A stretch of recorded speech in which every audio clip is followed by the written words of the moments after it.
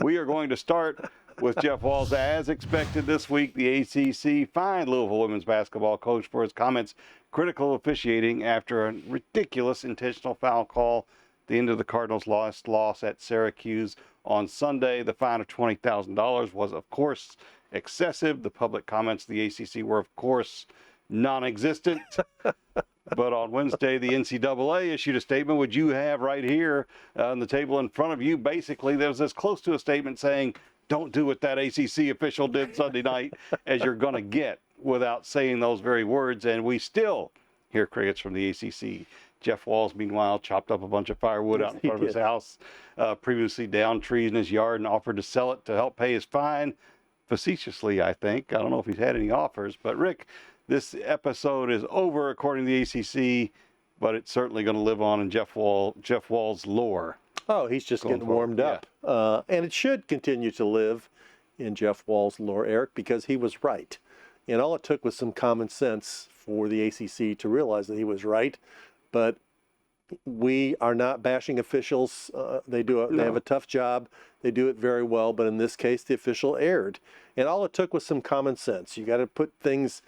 Time and score is what coaches tell their players. Know the time and score. Officials also know time and score. Everybody knew Olivia Cochran was just trying to stop play, so Syracuse couldn't get a shot off. She wasn't trying to hurt anybody. She wasn't trying to foul them particularly vigorously, and they can't give Louisville back the game, and it's a costly loss for them. There's a good chance to cost them first place in the ACC, maybe even second place in the ACC. It could cost them in terms of where they're going to be seated in the NCAA tournament. So you can't give him that back, but you could give Jeff Walz back the $20,000 fine because he was right. Well, yeah, and what the NCAA came out and said a day later, and they didn't change the rule or they didn't put out a new rule. It's just saying this is how to interpret this situation. It's okay to foul for strategic purposes. Teams do it at the end of games. In women's games, they do it at the end of the quarter. If they have fouls to give, that's not to be called a shooting foul. The intentional foul rule was created to stop just grabbing them when they got a fast break unimpeded to the basket. Right. That's not what this player had. She had barely started to turn for the basket.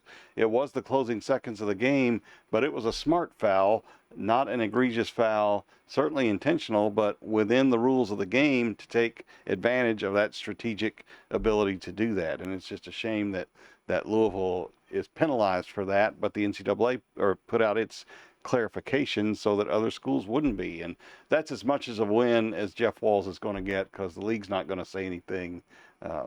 We've been waiting, and we're not going to hear anything. As he said on Wednesday at his press conference, sit down. I'm going to get my money's worth. He always does. That's why we love Jeff Walz. You can catch every episode of Overtime on WDRB+. Download the app on your phone or TV today.